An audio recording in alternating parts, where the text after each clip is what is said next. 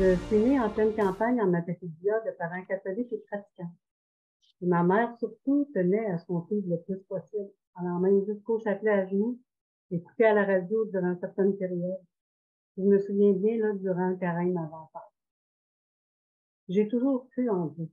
Je voyais cette belle nature autour de moi et je savais que c'était son œuvre. J'étais une enfant plutôt tranquille, secrète même, préférant ramasser des fraises toute la journée aux yeux de mes frères et sœurs. Car nous étions 9 enfants, j'avais de la compagnie. Et je ressentais très fort ce besoin d'être seule afin de me rapprocher d'eux. Vous allez me sentir nerveuse par moments, normal, je pense. À l'adolescence, ça s'était un peu corsé. Nous sommes déménagés sur la Côte-Nord pour le travail de mon père. Et à l'école secondaire, c'était assez libre tellement que les joints se promenaient dans les corridors et à cette période. J'y ai goûté, comme plusieurs de ma génération. Mais je continuais d'aller à l'église le dimanche et j'ai même commencé à y chanter. C'était la période des messes à gogo avec guitare, basse, chants nouveaux et à la messe. J'ai aussi fait partie d'un mouvement chez les catholiques qui s'appelait l'ACLI, ce qui signifie l'Association catholique et liturgique étudiante. J'y étais assez impliquée. Lorsque j'ai fini mon secondaire et que je me suis mise à travailler, je me suis impliquée encore plus à fond. Ma foi était vivante, mais je ne savais pas trop comment l'appliquer dans ma vie de tous les jours. C'est lors de ces réunions que j'ai fait la connaissance d'un gars de mon âge qui m'a invité à une soirée de prière chez le charismatique. J'ai pas trop aimé cette soirée. Il y avait des gens qui se sont mis à parler en langue, tous en même temps. Et je trouvais que ça semblait être un show plus que des prières. Je ne me sentais vraiment pas à ma place. À la fin de la soirée, il m'a offert de me raccompagner chez moi. Une fois rendu, il m'a demandé si je pouvais lui offrir un texte. Je voulais pas vraiment, mais ayant reçu une éducation où l'accueil est important, j'ai laissé entrer chez moi. J'habitais un petit appartement. Je savais être seule dans la maison, car mes propriétaires étaient partis en vacances, mais lui, ça, il savait pas. Je ne me sentais pas très à l'aise, mais je faisais comme si de rien. Et ce qui devait arriver, arrivait. Il n'était pas le bon petit garçon que je prétendais être. Malgré mes supplications, mes cris et le fait que j'ai essayé de me débattre, j'ai été violée sauvagement, tellement qu'il a fini par me laisser pour moi. J'ai repris conscience durant la nuit et je suis allée prendre une douche tout en me demandant si ceci s'était bien passé. C'était tellement gros pour moi que je n'arrivais pas à être seule. Mais les ecchymoses partout sur mon corps me ramenaient pourtant à la vie. J'ai continué ma vie comme si rien ne s'était passé. C'est un peu ce que les psychologues appellent le déni. C'est une façon de se protéger afin de ne pas sombrer dans des situations comme celle-ci. Nous étions aussi à une époque où dénoncer n'était même pas bien. Un mois et demi plus tard, comme mes règles tardaient et que je commençais à paniquer, je suis allée voir un médecin qui m'annonça tout bonnement que j'étais enceinte. Lorsqu'il a vu mon expression, il m'a tout de suite offert de pratiquer un avortement. Il n'en était pas question pour moi, même si j'étais totalement dévastée. J'ai dû annoncer la nouvelle à ma mère, pour commencer, à mon père et ensuite aux autres. D'ailleurs, ça paraissait déjà sur mon ventre rond. Les prêtres et les religieuses que je connaissais et que je fréquentais m'ont tous conseillé de donner mon enfant à l'adoption. Il faut dire qu'on était encore dans les années 70 et je devenais une fille mère. C'était l'expression de l'époque et ce n'était pas très bien vu dans la société. C'était même une honte pour moi et pour ma famille. À partir de ce moment-là, j'ai lâché toutes mes activités religieuses. Mais je sentais que je devais garder cet enfant malgré tout et malgré tout. Suite à cette annonce, comme vous pouvez sûrement l'imaginer, j'ai passé mes nuits à pleurer, à crier après. Je gueulais après lui, en fait.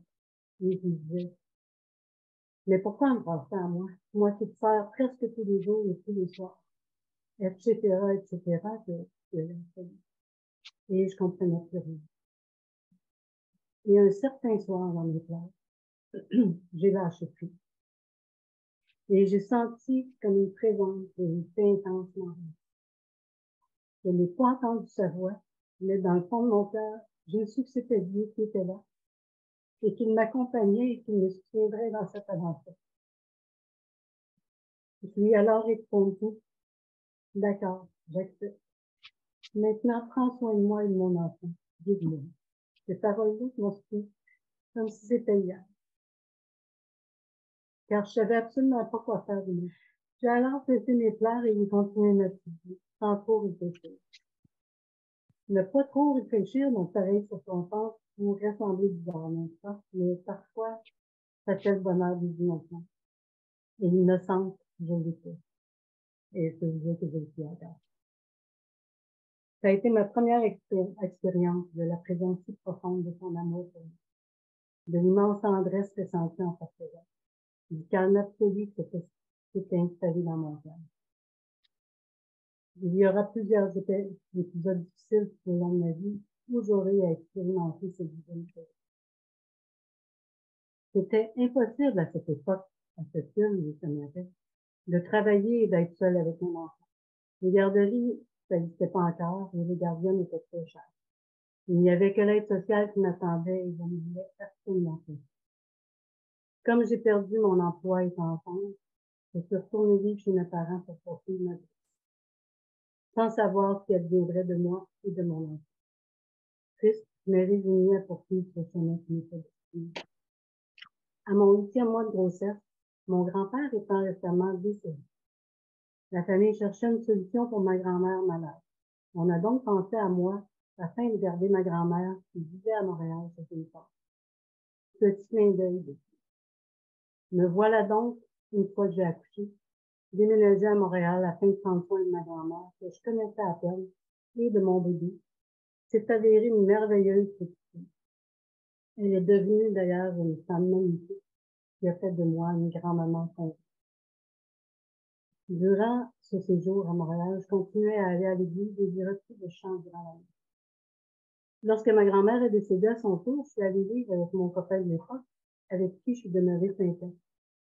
Comme les garderies commençaient à ouvrir, je me trouvais un travail. J'ai fini par trouver la force de le quitter, car il devenait de plus en plus agressif et violent. Il m'avait d'ailleurs répété à plusieurs reprises qu'il ne voulait pas me marier et continuer de vivre avec moi. J'ai donc commencé une vie de séminaire autonome, bien que très pauvre, mais bien décidée à m'en sortir un peu. J'ai continué mes activités religieuses, mais un peu moins intensément, ce qui ne m'empêchait pas de garder ma foi et de prier dans mes moments difficiles. D'ailleurs, lorsque j'aurai d'autres relations amoureuses, j'aurai pratiquement toujours des conjoints qui sont dans la violence, principalement morale. J'ai travaillé fort pour me faire réussir tous les deux. Jeune, j'avais eu beaucoup de rêves face à mon fils. Étant première de classe, j'ambitionnais d'étudier afin de devenir chercheur en sciences. Comme nous étions une grosse famille, j'ai appris vers mes 10 ans que je ne pourrais pas aller plus loin que le secondaire 5. Ça m'avait vraiment désolé. Alors, étant adulte, j'ai étudié par les soirs, en travaillant à temps plein, afin d'améliorer notre sort. Je faisais aussi du bénévolat à l'église. Je me sentais forte de pouvoir me débrouiller seule et je m'en fichais une fierté. Fierté mal placée, comme on dit. Mais j'étais constamment épuisée, moralement et physiquement. Malgré tous mes efforts, je n'arrivais pas à me sortir de la pauvreté et je me sentais très amère de vivre ça et surtout de faire vivre ça à ma fille. Je voyais mes sœurs et mes amis qui avaient leur propre maison et qui avaient une vie plus stable. Cette situation a amené l'amertume dans mon cœur. Je n'arrivais pas du tout à la chasser. Mais je faisais toujours comme si de rien n'était et je souriais. J'ai toujours souri, même dans les situations les plus pénibles. J'ai un sourire un peu, comment je dirais, nerveux, c'est le cas, mais j'ai toujours souri, effectivement. J'ai toujours gardé l'espoir. Je dois dire ici que j'ai toujours été protégée. Et malgré notre situation, des signaux se sont souvent produits afin de nous sortir du trou. L'argent non attendu qui rentre, des voisins vraiment gentils et protecteurs, quelqu'un qui arrive avec des sacs d'épicerie, une propriétaire qui me laisse une lasagne dans les marges d'escalier pour m'occuper. Et je pourrais en énumérer tout plein d'autres belles aventures comme ça. Un bon jour, vers mes 30 ans, un de mes beaux-frères commença à me citer des versets bibliques en me disant que la religion n'était pas dans la Bible. J'étais encore catholique. Il était assez zélé dans son approche et j'essayais de le contredire, mais je ne connaissais rien de la Bible. Comme il ne démordait pas et que j'ai une tête dure, je me suis mise en tête de le ramener à la raison. J'ai donc entrepris de lire la Bible pour pouvoir le contredire. Moi, avec mon sens du devoir et ma tête dure, j'ai lu la Bible de A à Z. Et la première à la dernière page. Bible. Ardue par moments, mais ô combien instructif. Ce que j'ai découvert m'a totalement éloigné de la vérité. J'ai vu tellement de contradictions avec ce que je vis. À cette époque, je m'étais engagée à donner des cours aux enfants en vue de leur première communion. Ce que je devais leur enseigner ne correspondait vraiment pas avec ce que la Bible m'enseignait. Je suis allée voir la religieuse qui me guidait et je lui ai dit que je ne pouvais pas continuer en lui expliquer à l'oreille. Comme nous étions en plein milieu du cours et qu'il n'y avait personne d'autre pour le poursuivre, elle m'a juste demandé de continuer de répondre ce que je pensais être la vérité. Ce que j'ai fait en me fiant sur les paroles de l'homme. Mais c'était fini pour moi, après. Je ne pouvais pas mentir et encore moins Mon beau-frère, qui me disait être chrétien, que je ne comprenais pas très bien à l'époque, m'amena dans une assemblée à Montréal, mais ce n'était pas l'église qui suivait mon nom. Dans cette assemblée, les femmes devaient porter un voile sur leurs cheveux durant le culte. Il y en a peut-être certains d'entre vous qui ont connu ça. Je l'ai appris une fois rendu sur place, mais je suis restée quand même pour leur faire plaisir et pour voir comment ça se passe. La femme forte et la féministe en moi était triste. Je voyais un signe de soumission et je ne voulais pas changer pour ça. Je n'ai donc pas voulu aller plus loin et je me suis tenue loin de ce beau-frère et de ma sœur. La lecture de la Bible m'avait totalement bouleversée et je voulais vraiment rencontrer et connaître ce Dieu d'amour et de justice que je lui avais rencontré. Mais je savais plus où je pourrais le trouver ailleurs que dans mes prières de l'esprit. J'étais encore toujours très intéressée par la science, même si j'avais pas pu l'étudier, et je lisais tout ce qui pouvait me tomber sous la main. Google n'était pas encore de la partie, mais les bibliothèques étaient bien présentes. Il n'y avait que les revues et les livres pour mes bilan. Je suis tombée sur des revues qui parlaient de science, mais aussi énormément d'ésotérisme. Je me suis plongée tête première et je me suis même perdue par moi. J'ai suivi des formations, j'ai appris le tarot, que je n'ai pas pratiqué. Et je dirais que je suis allée assez loin dans les profondeurs de ce mouvement ésotérique et dans le New Age, mais sans jamais y rester accroché. Il y a toujours eu cette petite voix qui me disait de faire attention. Et je sentais que j'étais retenue dans mes mouvements. Je sais maintenant que j'étais protégée. Car Dieu, lui, savait que j'étais son enfant chéri. Plus tard, j'ai rejoint un mouvement qui se dit de Christ. J'ai réappris le chapelet, qui veut dire que nous pouvons Marie et non pas Dieu. Dans les Actes des Apôtres, au chapitre 3, verset 2, nous pouvons y lire parlant de Jésus. Il n'y a de salut en aucun nom, car il n'y a sous le ciel aucun autre nom qui a été donné parmi les hommes, par lequel nous devions être sauvés. Jésus seul, il est notre seul intercesseur. Nous faisions également des gestes que je trouve du qualifier d'ésotérisme et même pire, même contre Dieu. Je ne tiens pas à énumérer ici tout ce que j'ai pratiqué, il serait profitable pour personne. Je suis restée pendant au moins 5 bonnes années. Et je me suis éloignée tranquillement car je sentais que ce n'était pas encore ce que Dieu voulait pour moi. Mais en même temps, je ne savais toujours pas comment le lire et comment lui démontrer mon amour. Je n'avais pas encore compris que c'est lui qui m'a aimé l'exprimer. Tel qu'il est écrit dans 1 Jean 4, les versets 9 et 10. L'amour de Dieu a été manifesté envers nous en ce que Dieu a envoyé son Fils unique dans le monde, afin que nous vivions par lui. Et cet amour consiste non point en ce que nous avons aimé Dieu, mais en ce qu'il nous a aimés et a envoyé son Fils unique difficile, expiatoire pour mes péchés. Durant toutes ces années, j'ai connu des périodes difficiles avec les hommes qui m'ont fait contact, pour finir par rencontrer celui que je qualifierais comme probablement le pire, qui m'avait tranquillement éloigné de tous afin de mieux contrôler mes préjugés. Il était également très violent. J'ai fini par être en mesure de le quitter en un seul morceau et de me trouver un appartement en campagne. Tout au long de cette aventure avec cet homme qui devenait assez dangereuse pour moi, sans aller dans les détails, j'ai prié intensément. Et un jour où j'étais plus que désespérée, j'ai encore une fois senti ce calme et cette protection que j'avais déjà ressenti dans ma vie, et je me suis sentie accompagnée dans chaque étape. Soit, premièrement, pour me trouver un travail, ensuite, m'acheter une voiture, et finalement, me trouver un appartement afin de pouvoir le quitter. Je savais pertinemment que ce n'était pas seulement par mes propres forces que j'avais pu réaliser tout ça cette fois-ci. Tout s'étant fait presque tout seul, sans quasiment aucun effort de ma part. Je savais que c'était Dieu qui m'avait encore une fois sorti de cette mauvaise posture. Il me suffisait de lui faire confiance. Me voilà de nouveau seule et autonome, mais totalement épuisée des mauvaises. Je continue tout de même à prier et je garde confiance, toujours. Entre ces deux grandes expériences que je viens de vous nommer de sa présence, il y en a eu d'autres encore où j'ai pu expérimenter sa protection et l'intervention de ce Dieu qui m'avait aimé bien avant que je le rencontre.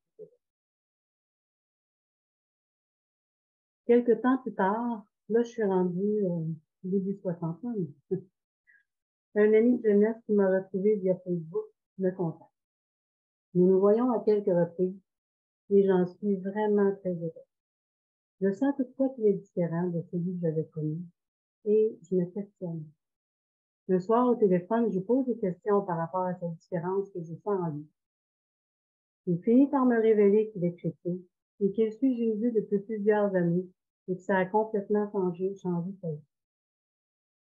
Et bon, m'y revoilà, hein? Je rage presque au téléphone d'apprendre cette nouvelle et je me mets à pleurer. Je l'engueule, mon ami. Il reste patient avec moi et ça me surprend. Et il finit par me lire ce verset dans Matthieu 11, 28. Venez à moi, vous tous qui êtes fatigués et chargés, et je vous donnerai du repos. Je peux vous dire aujourd'hui que cette parole a complètement changé ma vie. Ça m'a brassé dans tous les sens. Dieu nous promet le repos de notre âme particulièrement, à la condition de se décharger sur lui de tous nos problèmes. Il y avait eu aussi mon frère René et ma belle-sœur Sonia qui m'avaient déjà présenté l'Évangile et parlé de Jésus comme notre sauveur dans ma trentaine, quand j'avais vers les 30 ans. J'avais accepté cette vérité, mais pas continué dans cette voie. Il s'avère que maintenant, Dieu m'avait placé stratégiquement tout près de lui. J'habitais dans la même région. On habite toujours dans la même région d'ailleurs. J'ai appelé ma belle-sœur pour lui conter ce qui s'était passé avec cette amie. Elle m'a confié plus tard qu'il sautait de joie tous les deux de m'entendre. Il savait bien que Dieu était à l'œuvre dans cette situation. Je suis allée les visiter, ils en ont profité pour me questionner sur mes croyances. Ils ont pris le temps de me présenter à nouveau ce Fils de Dieu, Jésus. Cet fait humain a été sacrifié pour nous, afin que nous puissions avoir la vie auprès de notre Père Céleste et de bénéficier de son Père. J'ai aussi rencontré à cette époque, lors d'une journée de bateau avec mon frère, un de leurs amis pasteurs, M. Michel Habile, qui m'a convaincu de la vérité que je rencontrais dans ma lecture de la parole de Dieu. Lui, mon frère et ma belle-sœur ont été des piliers pour moi lors de mes débuts dans ma vraie vie. Je venais de comprendre la force de ce message. Jésus est notre sauveur. Et tout ce qui est révélé dans la Bible tourne autour de ça. J'ai repris ma Bible afin de me plonger à nouveau dans cette parole. Je me sentais encore une fois dirigée par son divine. Je suis allée à leur église où j'ai été accueillie à bras ouverts. J'y suis toujours depuis 2010. Je me sentais comme une enfant qui a toujours soif de sa parole. J'avais un besoin intense de le connaître et s'accomplir. J'ai toujours cette passion pour Dieu qui m'énerve. J'ai trouvé une nouvelle famille en cette vie, moi qui m'étais habituée à naviguer seule. J'ai trouvé très difficile de faire la pandémie où nous ne pouvions pas nous rassembler, mais j'ai découvert plein de sites où je pouvais entendre la parole de Dieu et m'y référer. Et la Bible m'accompagne toujours naturellement. Au tout début, j'ai pas toujours trouvé ça facile. J'ai eu à combattre des idées reçues, des concepts ancrés en moi pour entendre cette nouvelle vérité, qui est loin d'être nouvelle en fait. Je trouvais difficile certains passages de vie. Mais j'ai appris à demander au Saint-Esprit de me guider et à rendre ma compréhension conforme à ce que Dieu voulait que je comprenne. J'ai aussi compris que je ne suis pas obligée de tout comprendre. Petit à petit, j'ai senti que je devais faire un certain bilan de ma vie, car je n'ai pas été un ange non plus, loin de là. Je ne vais pas tout vous compter, là, mais ça a parfois été olé. Ça s'est placé tout doucement dans mes pensées, et Dieu m'a réconforté à chaque fois que je me permettais de lui demander pardon pour les transgressions que j'avais faites à son égard. Il est un Père aimant et juste. Il nous pardonne à chaque fois, en autant que nous nous présentions nos péchés du passé, autant que ceux du présent. Dieu a enfin pu accomplir son œuvre de nettoyage. Il m'a restauré, même si ce ne sera jamais fini, tant que je ne l'aurai rejoint dans son cœur, dans son merveilleux royaume. L'amertume que j'avais accumulée s'est métamorphosée en amour pour mon projet. Je suis heureuse dans tout ce que je vis et je n'envie personne d'autre à présent. Aussi, par le passé, j'avais pardonné le père de ma fille, ayant fait des thérapies à cet effet, mais en priant, je me suis aperçu qu'il restait quelques graines de rancœur dans mon cœur. Mon pardon a pu s'accomplir définitivement grâce à Jésus, qui nous a lui-même demandé de pardonner, même à nos ennemis.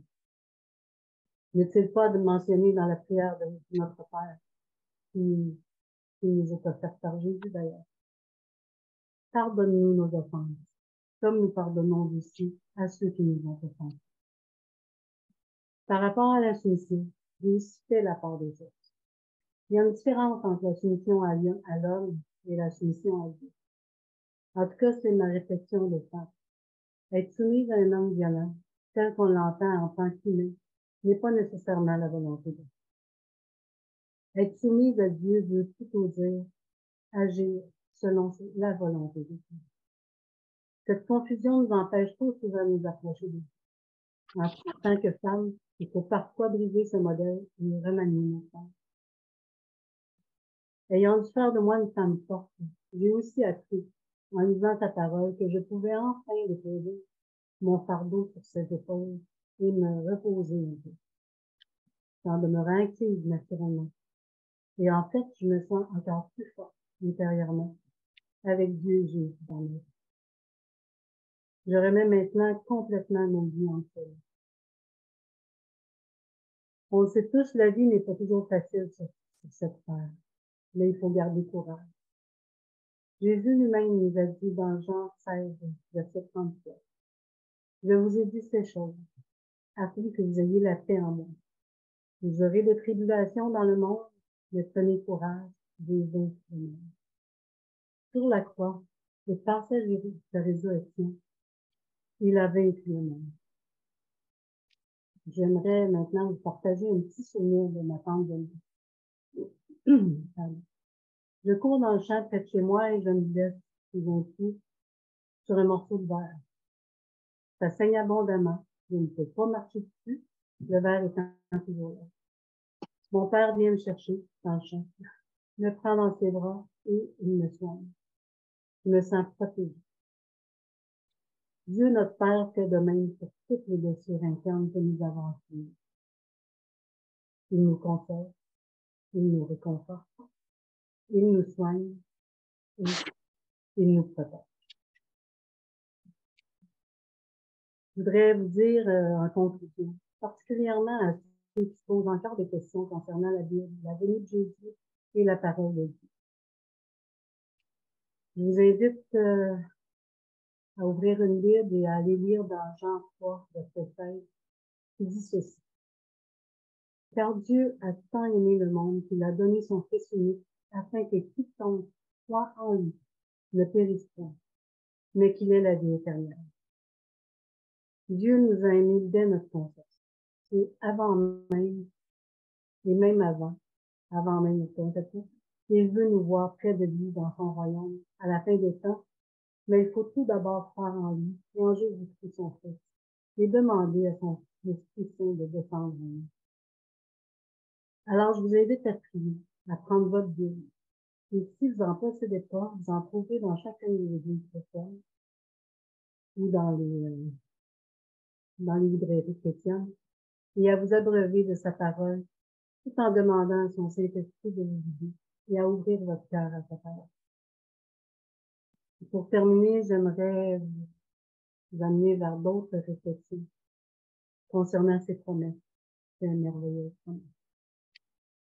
Dans 1 Jean, chapitre 2, verset 25,